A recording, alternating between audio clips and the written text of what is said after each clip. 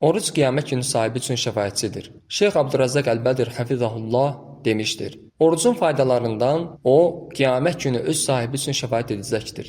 Əhməd, Tabarani və Həkimin Müslimin şərti ilə səhih dediyi Abdullah ibn Amr'dan, Allah ondan razı olsun, rəvayət etdiyi hədisdə Allah Rəsulü sallallahu aleyhi və səlləm belə buyurmuşdur. Quran və oruc qiyamət günü qul üçün şəfaətçilik edəcəklər. Həmçinin orucun faydalarından cənnətdə oruc tutanlar üçün bir qapı vardır ki, bu qapıya da Rəyyan qapısı deyilir. Qiyamət günü bu qapıdan yalnız oruc tutanlar daxil olacaqlar. Buxari və Müslimin Sahil ibn Sa'ddən, Allah ondan razı olsun, rəvayət etdiyi hədisdə Allah Rəsulü sallallahu aleyhi və səlləm belə buyurmuşdur. Cənnətdə bir qapı vardır ki, bu qapıya Rəyyan deyilir. Qiyamət günü bu qapıdan yalnız oruç tutanlar daxil olacaq. Onlardan başqa heç kəs daxil olmayacaq.